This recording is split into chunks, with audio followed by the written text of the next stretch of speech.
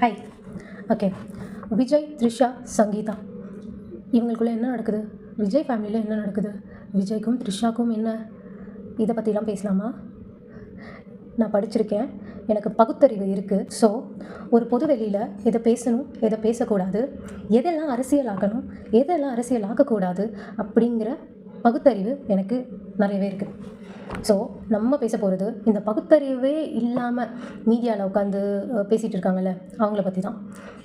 ஒரு விஷயம் என்னன்னா, இது யார் என்ன சொன்னாலும் இது அவங்களோட பர்சனல். ஓகே, இந்த கல்ச்சர் அஃபேர் தப்பு, ஓகே ஒத்துக்கிறேன். பட் அப்படி பேசுகிறவங்களுக்கு தெரியும். அப்படி பேசுகிறவங்களோட கண்ணோட்டத்துலேருந்து பார்க்கும்போது செக்ஸ் அப்படிங்கிற வார்த்தை எந்த அளவுக்கு தப்போ ஒரு பொது வெளியில் அதை பற்றி பேசுகிறது, இதுக்கெல்லாம் பெருசாக ரியாக்ட் பண்ணுறோம். நீங்கள் அதுக்கும் ரியாக்ட் பண்ணுவீங்களே. ஸோ அது எந்த அளவுக்கு தப்பு அப்படின்னு நீங்கள் நினைக்கிறீங்களோ அந்த அளவுக்கு தப்பு ஹஸ்பண்ட் அண்ட் ஒய்ஃப்குள்ளே இருக்க ரிலேஷன்ஷிப்பை பற்றி வெளியே பேசுகிறது. உங்கள் ஃபேமிலியிலேயே ஒரு இஷ்யூ நடக்குது, ரிலேட்டிவ்ஸ்குள்ளே நடக்குது, இல்லை உங்கள் அப்பா அம்மாக்குள்ளே நடக்குது, இல்லை உங்கள் ஒய்ஃப்குள்ளே நடக்குது.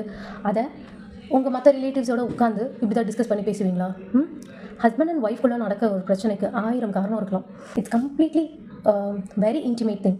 ஸோ இதை பற்றி ஒரு பொதுவெளியில் பேசுகிறதே ரொம்ப அநாகரிகமான ஒரு விஷயம். ஓகே, இது சம்மந்தப்பட்ட 3 பேருமே இதை பற்றி ஓப்பனாக எந்த ஸ்டேட்மெண்ட்டும் வைக்கலை. ஓகே, எப்போ நீங்கள் இதை பேசும் பொருளாக எடுத்துக்கலாம் அப்படின்னா, விஜய் கல்யாணமாகி என்னோட அஃபேர் வச்சுட்டு என்ன ஏமாத்துறாரு அப்படின்னு நம்ம சீமான் மேலே விஜயலட்சுமி ஒரு கம்ப்ளைண்ட் ரைஸ் பண்ணாங்கல்ல, என்னை பார்த்துக்கிறேன்னு சொல்லிட்டு இப்போ பார்த்துக்க மாட்டேங்கிறாரு அப்படின்னுலாம். அந்த மாதிரி ஒரு வேலை யாரை கம்ப்ளைண்ட் ரைஸ் பண்ணியிருந்தாங்க விஜய் மேலே அப்படின்னா, அப்போது நீங்கள் அதை எடுத்து பேசலாம். இல்லை, சங்கீதா மேம் என் ஹஸ்பண்ட் இப்படியெல்லாம் பண்ணுறாரு, ஸோ நான் டிவோர்ஸ் கேட்குறேன் அப்படின்னு இதை ரீசனாகவே சொல்லி, நான் இதுக்காக தான் டிவோர்ஸ் கேட்குறேன் அப்படின்னு சொல்லி ஒரு இன்ஸ்டாகிராம்லேயோ ஏதோ ஒரு சோஷியல் மீடியாவில் அவங்க அதை போஸ்ட் பண்ணுறாங்க, இல்லை அவங்க ஒரு கம்ப்ளைண்ட் ரைஸ் பண்ணியிருக்காங்க, இதை பற்றி அவங்க பப்ளிக் ஃபோரமில் கொண்டு வராங்க அப்படின்னா, அப்போது நீங்கள் தாராளமாக இதை பற்றி பேசலாம். அப்போ அது யாரும் கொஷின் பண்ண போகிறது கிடையாது. பட் இதை பற்றி சங்கீதா மேமும் சரி, த்ரிஷா மேமும் சரி, விஜயும் சரி எதுவுமே ஓப்பன் ஸ்டேட்மெண்ட்டாக இப்போ வரைக்குமே சொல்லலை. அப்படி இருக்கும் போது என்ன நடந்ததுன்னே தெரியாமல் ஒரு அசம்ஷனில் ஒரு லீக்கான பெட்டிஷனை வச்சுட்டு நீங்கள் எல்லாம் இவ்வளோ டைம் ஸ்பெண்ட் பண்ணி இவ்வளோ பேசிகிட்டு இருக்கீங்க. உங்களுக்குலாம் என்ன ஒரு பேசிக் மேனஸோ இல்லை ஒரு நாலேஜோ இல்லைங்கிறது இதுலேருந்தே தெரியுது. அண்ட் அந்த காலத்துலேயே people were very clear that MGR இருக்கும்போதே பொலிட்டிக்கல் லைஃப் வேறு, பர்சனல் லைஃப் வேறு அப்படின்னு பிரித்து பார்க்க தெரிஞ்சு அந்த காலத்துலேயே பீப்புள் அந்த மைண்ட் செட்டில் இருந்திருக்காங்க. இப்போது இந்த காலத்தில் இதை பொலிட்டிக்கல் உள்ள இந்த பர்சனல் லைஃப்பை கொண்டு இதை ஒரு பேசும் பொருளாக்கி இத்தனை மீடியாவில் உட்காந்து எல்லாம் பேசிகிட்டு இருக்கீங்கல்ல, அவ்வளோ கேவலமாக தான் இந்த நாடு போயிட்டுருக்கு. இது ரிலேட்டடாக நிறையா வீடியோஸ் பார்க்க வேண்டிய, நான் ஒரு வீடியோ பண்ண போகிறேன் அப்படிங்கும்போது இதை பற்றி வீடியோஸ் பார்த்துட்டு பண்ணுறது பெட்டர்னு தோணுச்சு. ஸோ ஆப்வியஸாக எனக்கு வீடியோஸ் சிலது நான் பார்க்க வேண்டிய சிச்சுவேஷன் வந்துச்சு. அதில் சிங்கர் சுஜித்ரா அவங்க ஆல்ரெடி மனநிலை பாதிக்கப்பட்டவங்க அப்படிங்கிற மாதிரிலாம் விஷயம் வெளியில் வந்துச்சு. சுஜி லீக்ஸு அதிலெல்லாம் கான்ட்ரவர்சி ஆச்சு. அப்புறம் கொஞ்ச நாள் இல்லை, அண்ட் திருப்பி பிக் பாஸில் வந்தாங்க. அதுலேயுமே அவங்க மென்டல் ஹெல்த் ஸ்டேபிளாக இல்லைன்னு அவங்க வெளியேற்றப்பட்டாங்க. ஸோ அவங்க சொல்கிற கமெண்ட் பற்றி பேசுகிறது நான் டைம் வேஸ்ட்டுன்னு நினைக்கிறேன். ஸோ அவங்கள பற்றி பேச வேண்டாம். திருச்சி சிவான்னு நினைக்கிறேன், not sure about his name. அந்த வீடியோ பார்த்தேன் நான். ரொம்ப அனாயிங் அண்ட் இரிட்டேட்டிங் அந்த ஃபேஸ் அண்ட் அந்த பேசுகிறத பார்க்கவே. அது யாரை பற்றி வேணா இருக்கட்டும், விஜய் பற்றி தான் அப்படிங்கிறது இல்லை. அந்த ஒரு பாடி லாங்குவேஜில் யாரை பற்றி பேசினாலும் என்னை பார்த்தாலே அடிக்கணும் போல இருக்குல்ல அப்படின்னு ஒரு சில மூஞ்சி இருக்கும்ல, அந்த மாதிரி தான் அந்த மூஞ்சி. ஸோ அவர் பப்புக்கு போனாராம், வீக்கெண்டில் வருவாராம், த்ரிஷா அனிருத் இருந்ததெல்லாம் பார்த்தாராம். அதெல்லாம் நமக்கு தெரியாது. அதை தாண்டி அவர் ஒரு விஷயம் சொன்னது தான் இங்கே அவர் பேர் சொல்லி எனக்கு பேச வேண்டிய சூழ்நிலை உருவாச்சு. கீர்த்தி சுரேஷோட கல்யாணத்துக்கு த்ரிஷா அண்ட் விஜய் போனாங்க ஒன்றா போனாங்கன்றலாம் ஆஸ் யூஷுவல் ரூமர் இருந்துச்சு. 2 பேரும் போயிருக்காங்க, ஓகே தான். பட் ஒன்றா போனாங்க, ஒன்றா இருந்தாங்க. அது ரீசனாக வச்சு தான் ஆஸ் யூஷுவல் பகுத்தறிவு இல்லாத மக்களோட கருத்துக்கள் அங்கே இருந்துச்சு. ஓகே, இதில் இவர் இதை எப்படி சொல்கிறாருன்னா, அவர் திருச்சி சிவான்னு நினைக்கிறேன், அவர் ஒய்ஃபோட கல்யாணத்துக்கு ஒய்ஃபை விட்டுட்டு ஒய்ஃபோட போனாராம். இதை சொல்லி அவர் ரொம்ப பெருமையாக, அவர் ரொம்ப ப்ரில்லியண்ட்டாக ஒரு கமெண்ட் பாஸ் பண்ணிட்ட மாதிரி ஒரு சிரிப்பு அண்ட் அந்த கொஷின் பண்ணுற ஆங்கர் எல்லாம் தெரியல. இவங்க விஜய் பற்றி பேசுகிற அப்படிங்கிற பேரில் 3 பெண்களை அசிங்கப்படுத்துகிறாங்க, கொச்சப்படுத்துகிறாங்க. இவங்கெல்லாம் இவர் ஏதோ பாலிடிக்ஸில் இருக்காருன்னு நினைக்கிறேன். இவருக்கு எந்த கட்சியில் இவ்வளோ கீழ்த்தரமாக எந்த கட்சி இருக்குது இவருக்கு போஸ்டிங் கொடுக்குறதுக்கு இவருக்கு இவரை கட்சியில் சேர்த்து வச்சிருக்கிறதுக்குன்னு எனக்கு தெரியல.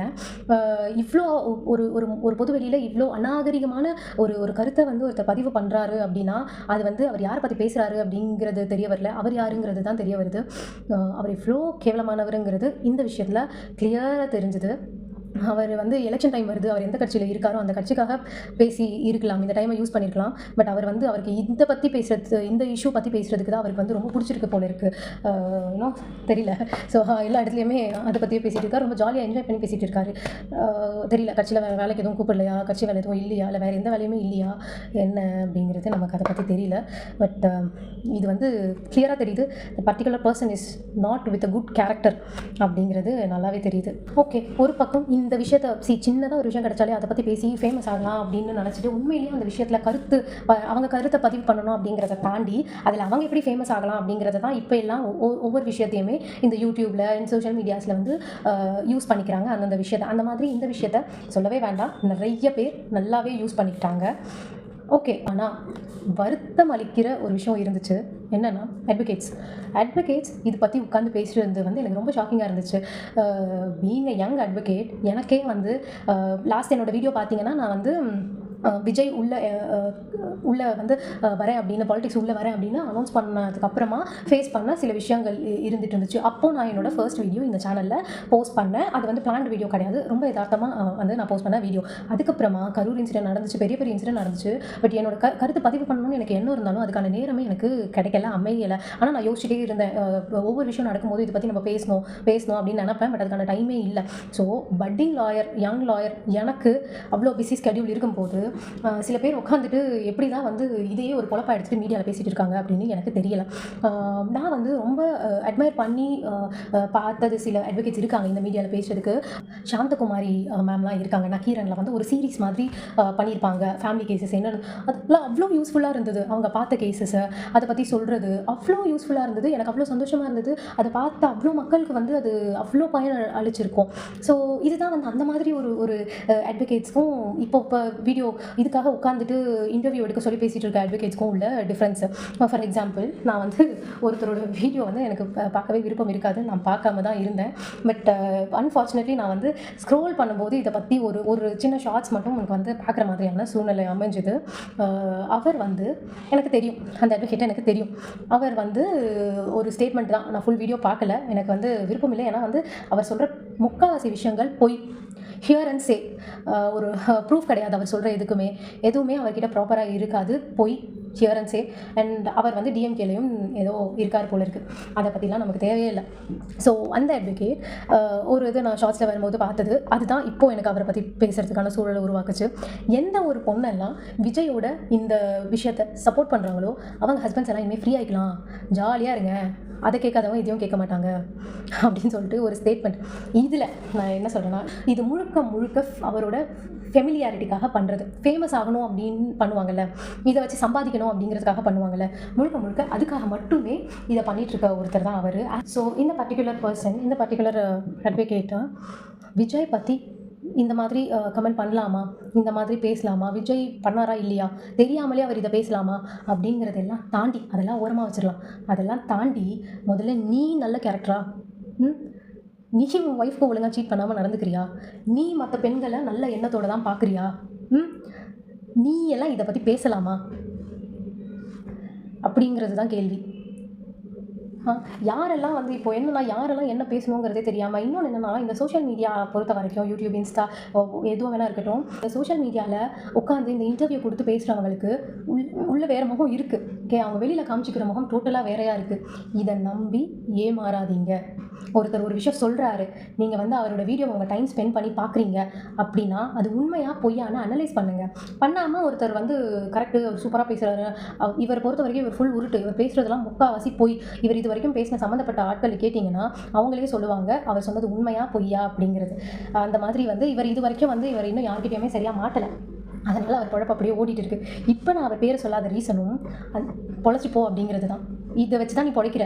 டேலண்ட் இருந்ததுன்னா நீ வந்து கோர்ட்டுக்கு போவேன், நீ கேஸ் எடுப்பேன், நீ வாதாடுவேன், நீ பண்ணுவேன். உனக்கு அந்த டேலண்ட் இல்லைன்னு நினைக்கிறேன். நீ வந்து இந்த மாதிரி யூடியூப்பில் இன்டர்வியூஸ் கொடுத்து அநாகரிகமாக பேசிக்கிட்டு மற்றவங்களை பற்றி பேசிட்டு இப்படி தான் நீ ஃபேமஸ் ஆகணும் நீ முடிவு பண்ணியிருக்க, இப்படி தான் உன்னால் சம்பாதிக்க முடியும் போல இருக்குது. சரி, சம்பாதி அப்படின்னு பேர் சொல்லாமல் விடுறேன். ஆனால் இப்படியும் இருக்காது. சொல்ல வேண்டிய சூழல் வந்தால் கண்டிப்பாக சொல்லுவேன். ஸோ இதுதான் இதை பார்க்குற எத்தனை பேருக்கு ரீச் ஆகும்னு எனக்கு தெரியாது. இதுதான் என்னோடய செகண்ட் வீடியோ. பட் ஸ்டில் இதை பார்க்குற மக்கள் இது எனக்கு சப்ஸ்கிரைப் பண்ணணும், எனக்கு லைக் பண்ணணும், எந்த அவசியமும் கிடையாது. எனக்கு சப்ஸ்கிரைப்ஸ் வரணும், லைக் வரணும்லாம் நான் இந்த வீடியோ இந்த சேனல் ஓப்பன் பண்ணல. என்னோடய கருத்தை பதிவு பண்ணணும் அப்படிங்கிறதுக்காக தான் நான் இந்த சேனல் ஓப்பன் பண்ணியிருக்கேன். எத்தனை பேர் பார்க்குறீங்களோ, கம்மி பேரோ என்னவோ அது பற்றிலாம் நான் யோசிக்கவே இல்லை. பட் பார்க்குறவங்களுக்கு நான் சொல்கிறது என்னென்னா, நீங்கள் யூடியூப்பில் பார்க்குற எல்லாத்தையுமே நம்பாதீங்க. அவங்களுக்கு பர்சனல் லைஃப் எடுத்திங்கன்னா ரொம்ப கேவலமாக இருக்கும். ஸோ ஒருத்தர் வந்து பேசுகிறாரு அப்படின்னா உடனே அதை வந்து நம்புறதோ, இவர் சொல்கிறதெல்லாம் கரெக்டோ, வெள்ளையாக இருக்கவன் போய் சொல்ல மாட்டான்ற மாதிரிலாம் மைண்ட் செட் வச்சுட்டு பார்க்காதீங்க. எது நல்லது கெட்டதுன்னு பிரித்து பார்க்க தெரிஞ்சுக்கோங்க. அண்ட் இந்த விஷயத்தை பற்றி எதை பற்றி நான் இப்போ பேச ஆரம்பிச்சனோ அதை பற்றி சொல்லணுன்னா, உங்களுக்கே தெரிஞ்சிருக்கும், இதை பேசினவங்களே ஃபஸ்ட்டு யோகியமானவங்க கிடையாது. ஓகே, ஸோ இதை வச்சு ஒரு டிசிஷன் கண்டிப்பாக நீங்கள் எடுக்கக்கூடாது. நமக்கு பொலிட்டிக்கல் லைஃப் வேறு, பர்சனல் லைஃப் வேறு அப்படின்னு பிரித்து பார்க்க தெரிஞ்சிருக்கணும். அந்த பகுத்தறிவு இருக்கணும் நமக்கு. அண்ட் இன்னும் எதுவுமே யாருமே பேசாத ஒரு விஷயத்தை பற்றி நம்ம பேசக்கூடாது அப்படிங்கிற ஒரு பேசிக் மேனஸும் இருக்கணும். ஸோ இவங்க பேசுகிறது எதுவுமே எடுத்துக்காமல் இந்த சேனல்ஸ் எல்லாம் வந்து இந்த மாதிரி வீடியோஸ் எல்லாம் வந்தால் நீங்கள் வந்து வியூஸ் எல்லாம் கொடுத்து அவங்களெல்லாம் வளர்த்து விடாமல் இருந்தாலே இந்த மாதிரி விஷயங்கள்லாம் தானாக கம்மியாயிடும். அதனால் யோசித்து எதுவாக இருந்தாலும் முடிவு பண்ணுங்கள்.